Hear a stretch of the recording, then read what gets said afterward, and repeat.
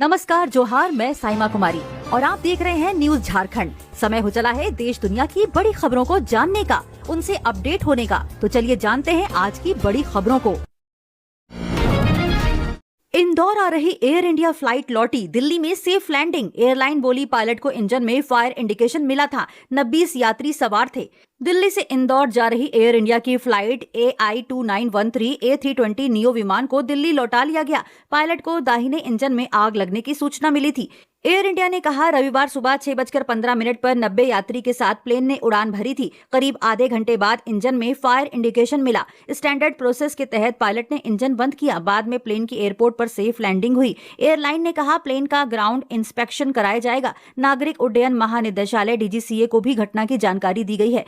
29 अगस्त को भी दिल्ली से श्रीनगर आ रही स्पाइस जेट की फ्लाइट की इमरजेंसी लैंडिंग हुई थी। अधिकारियों ने बताया था कि फ्लाइट SG-385 में प्रेशराइजेशन की समस्या के कारण दोपहर 3:27 पर श्रीनगर एयरपोर्ट पर सुरक्षित उतारा गया था। पंजाब के 1000 से ज्यादा गांवों में बाढ़। हिमाचल में मणिमहेश यात्रा रोकी। यूपी के बलिया में 24 घंटे में 24 घर गंगा में समाये। पंजाब के 8 जिलों में भारी बारिश के बाद 1018 गांव में बाढ़ की स्थिति है। बाढ़ बारिश में अब तक 8 लोगों की मौत हो गई है। 3 लोग लापता हैं। 11,000 से ज्यादा लोगों को सुरक्षित जगह शिफ्ट किया गया है। इधर हिमाचल प्रदेश के चंबा जिले में मणिमहेश यात्रा रोकी गई है। इसमें अब तक 10 तीर्थ यात्री की मौत हो चुकी है। 4 अभी भी लापता हैं और 7 अन्य घायल हो गए हैं। उत्तर प्रदेश में लगातार बारिश से 18 जिलों में बाढ़ जैसे हालात है। अब तक 774 मकान बारिश में ढह चुके हैं। बलिया में गंगा किनारे तेजी से कटान हो रहा है। इसके चलते 24 घंटों में चक्की, नौरंगा और भगवानपुर क्षेत्र के 24 मकान गंगा में समा गए हैं। वायुसेना को सितंबर में 2 तेजस मार्क 1A मिल सकते हैं। सरकार HAL से 97 नए फाइटर जेट भी खरीदेगी, रक्षा सचिव ने कंफर्म किया। रक्षा सचिव RK सिंह ने शनिवार को कहा कि हिंदुस्तान एरोनॉटिक्स लिमिटेड HAL सितंबर में भारतीय वायुसेना को 2 तेजस मार्क 1A लड़ाकू विमान सौंप सकता है। इन विमानों में वेपन्स इंटीग्रेशन यानी हथियारों को जोड़ा भी गया है। इसके अलावा सिंह ने बताया सरकार HAL के साथ 97 और तेजस खरीदने का नया करार करने जा रही है, जिसकी अनुमानित कीमत करीब 67 करोड़ रुपए होगी। फिलहाल 38 तेजस वायुसेना में शामिल हैं। इससे पहले न्यूज एजेंसी ANI ने रक्षा सूत्रों के हवाले से बताया था कि केंद्र सरकार ने 19 अगस्त को भारतीय वायुसेना IAF के लिए 97 LCA mark 1A fighter jet खरीदने के लिए 62,000 करोड़ के प्रोजेक्ट को मंजूरी दी। मोदी बोले प्राकृतिक आपदाएं हमारे देश की परीक्षा ले रही। UPSC में सेलेक्ट न होने वाले उम्मीदवारों को प्रतिभा सेतु के जरिए नौकरी। प्रधानमंत्री नरेंद्र मोदी ने अपने रेडियो शो मन की बात के 125वें एपिसोड में प्राकृतिक आपदा, खेल खिलाड़ी, इनोवेशन, शिक्षा, वोकल फॉर लोकल पर बात की। उन्होंने कहा इस मॉनसून के मौसम में प्राकृतिक आपदाएं हमारे देश की परीक्षा ले रही हैं। उन्होंने कहा कि पिछले कुछ हफ्तों हमने भीषण बाढ़, भूस्खलन देखे। इन घटनाओं ने हर भारतीय को दुख पहुंचाया है। हम उन परिवारों के दुख में शामिल हैं जिन्होंने अपने प्रियजनों को खोया है। जहां भी आपदाएं आई, हमारे NDRF, SDRF के जवानों ने अन्य सुरक्षा बलों के साथ मिलकर दिन रात अथक परिश्रम किया। PM ने कहा कि कई उम्मीदवार UPSC की फाइनल लिस्ट में जगह नहीं बना सके। उनकी जानकारी डिजिटल प्लेटफॉर्म प्रतिभा सेतु ऐप पर उपलब्ध कराई जा रही है, जो देश की बड़ी बड़ी कंपनियों के साथ शेयर की जाएगी ताकि उन्हें इन कंपनियों में अच्छी जॉब मिल सके।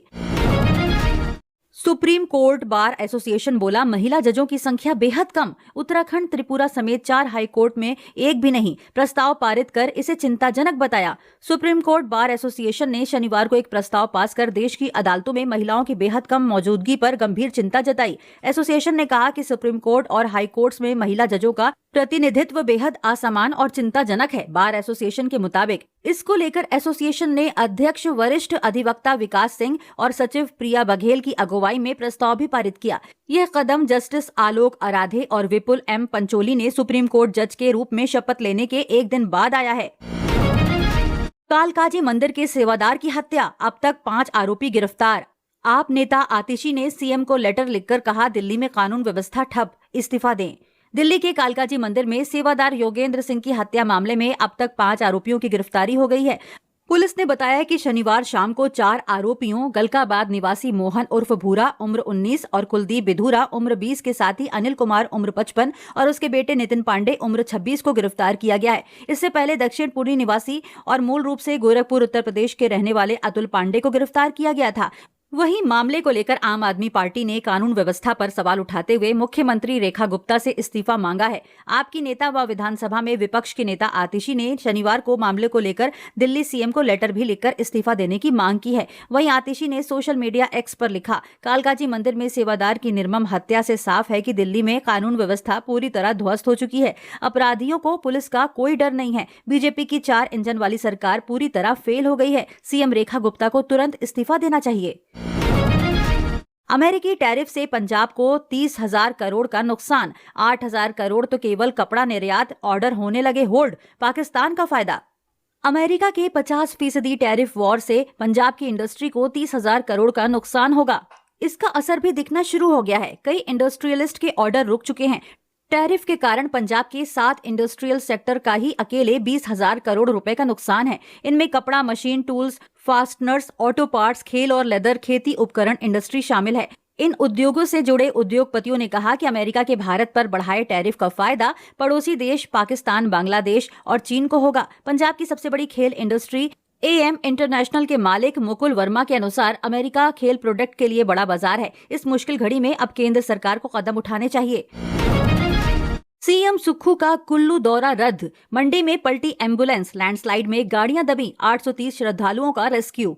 हिमाचल में लगातार बारिश और भूस्खलन से हालात बिगड़ रहे हैं। मौसम विभाग ने दोपहर 3 बजे तक सिरमौर, बिलासपुर और सोलन में रेड अलर्ट, जबकि ऊना, शिमला, हमीरपुर, कुल्लू, चंबा, कांगड़ा और मंडी में ऑरेंज अलर्ट जारी किया है। चंबा भरमौर मार्ग पर लगातार हो रहे भूस्खलन और खराब मौसम के कारण मणिमहेश यात्रा निलंबित है। इस बीच रास्ते में फंसे श्रद्धालुओं का एनडीआरएफ की टीमें लगातार रेस्क्यू कर रही हैं। आज 830 श्रद्धालुओं को सुरक्षित स्थान पर पहुंचाया गया है। खराब मौसम के चलते मुख्यमंत्री सुखविंदर सिंह सुक्खू ने अपना कुल्लू दौरा रद्द कर दिया। यहां वे आपदा प्रभावित इलाकों का जायजा लेने वाले थे। तो वहीं चंडीगढ़ मनाली 4 लेन पर रविवार तड़के एक एम्बुलेंस दवाड़ा के पास 30 फीट गहरी खाई में गिरकर पलट गई। हादसे में चालक बाल बाल बच गया। साथ ही शिमला के विकास नगर में भी आज ही लैंडस्लाइड हुई है, जिसमें 2 गाड़ियां पूरी तरह मलबे में दब गई।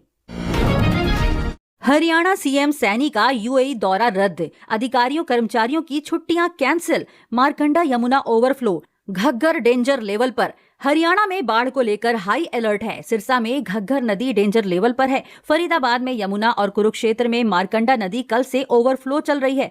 हालात बिगड़ते देख सरकार ने पब्लिक हेल्थ विभाग के सभी अधिकारियों और कर्मचारियों की छुट्टियां रद्द कर दी हैं। उनके स्टेशन छोड़ने पर रोक लगा दी है।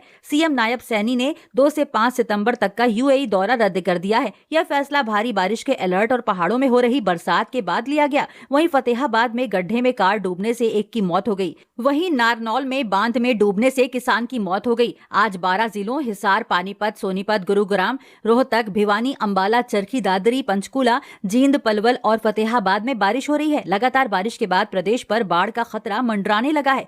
हिसार, फतेहाबाद, जींद और सोनीपत में तेज बारिश से सड़कें, गलियां, तालाब बन गई हैं। हिसार में जहां 33 केवी आर्य नगर पावर हाउस तक में पानी घुस गया, जिसके बाद बिजली काटनी पड़ी। वहीं उत्तर रेलवे के जम्मू मंडल में भारी वर्षा से कठुआ, माधोपुर, पंजाब स्टेशनों के बीच ब्रिज पर तकनीकी दिक्कत हो गई। इसे देखते हुए कल चलने वाली 10 ट्रेनें रद्द कर दी गई हैं।